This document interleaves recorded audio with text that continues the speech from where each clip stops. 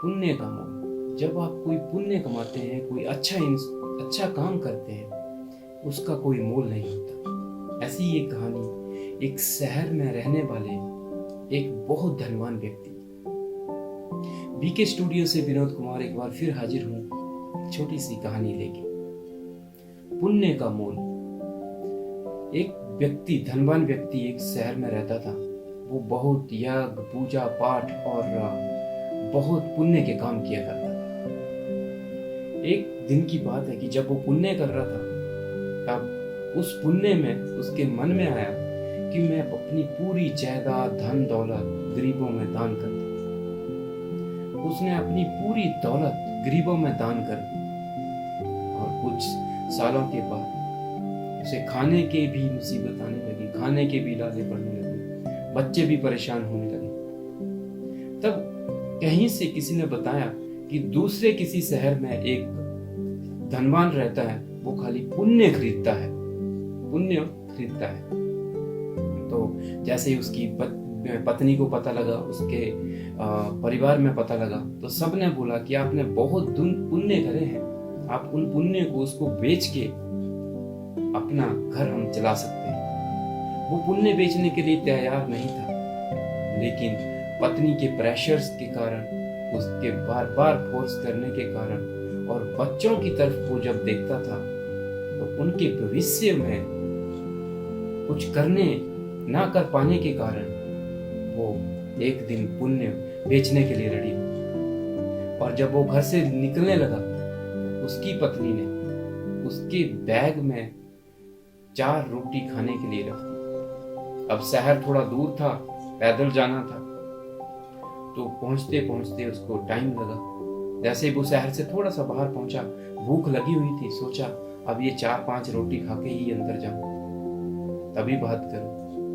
तो शहर से थोड़ा बाहर उन रोटियों को खाने बैठा, तो भविष्य से, जैसे कि कहते हैं ना, कि अचानक से एक कुतिया अपने छोटे से 4 बच्चों के साथ उसके सामने आके खड़ी हो गई।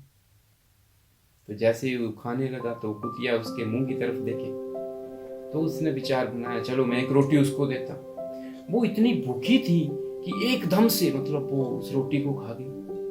उसने दूसरी डाली, तीसरी डाली और चारों की चारों रोटियों से डाल दी।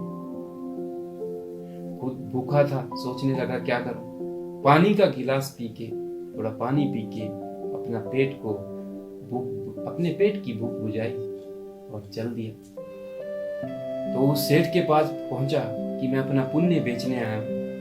तो सेठ ने बोला कि लंच के बाद आना, थोड़ा बिजी हूं शाम को। वेट करता रहा। जब वो सेठ जो पुण्य खरीदने वाला था अपने घर पे पहुंचता है और अपनी पत्नी से पूछता है कि आज कोई व्यक्ति अपना पुण्य बेचने आया, तो उसका कौन सा पुण्य खरीदूं। उसकी पत्नी बहुत ही पहुंची हुई है, भगवान से लगन लगी हुई थी।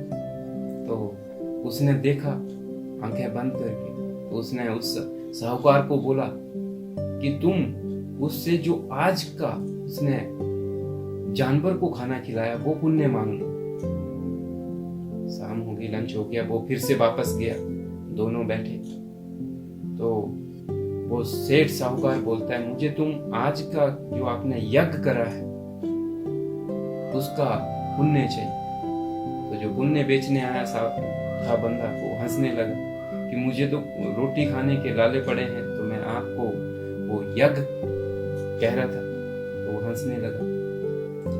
तो फाइनली उसने बोला कि जो आपने जानवर को रोटी खिलाई है उसका पुण्य मुझे। एग्री हो। तो लास्ट में उस राजा ने बोला कि वैसी साइज की 4 रोटियां बनाओ। राजू की इस तरफ 4 रोटियां रख दी और दूसरी तरफ हीरे जवाहरात से भरने लगा, लेकिन तराजू हिला ही नहीं। तो जैसे ही उसने और रखा, दूसरा, तीसरा, और तराजू बिल्कुल नहीं हिला।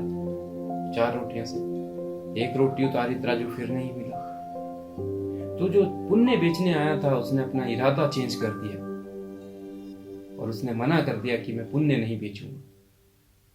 वहां से उठा, चल दिया, उसी जगह पे पहुंचा जहां पे उसने वो उस कुतिया को रोटी और उसके बच्चों को जो रोटी डाली थी। तो सोचा पत्नी को क्या जवाब दूंगा घर पे जाके। वहीं से कंकड़ पत्थर उठाए अपने अपने झोले में डाल दिए। घर पहुंचा तो पत्नी को बोला कि मुझे भूख लगी है, खाना दो। पत्नी को बोला इस बैग को हम शाम को खाना खाने के बाद खोलेंगे। तो वो जैसे ही खाना खाता है गांव में निकल जाता है उधार मांगने कि पत्नी को क्या बताऊंगा, क्योंकि पत्नी को तो बताना है कि कुछ लाया हूं, पुण्य बेचे हैं। तो जैसे ही खाना खाया गांव में निकल गया। पत्नी को सब्र नहीं था, इंतजार नहीं कर पा रही, उसने खोल के देख लिया तो जो उसने कंकड़ पत्थर उठाए थे वो हीरे जवाहरात में कन्वर्ट हो गए। और जब वो वापस आता है गांव से तो वो उसको बोलती है कि आपके इतने अच्छे पुण्य थे, इतने बड़े पुण्य थे जिससे आपको इतने बड़े जवाहरात हीरे मोती मिले।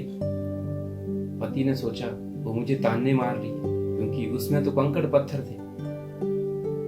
तब पत्नी ने पूरी बैग दिखाया, भरा हुआ बैग दिखाया।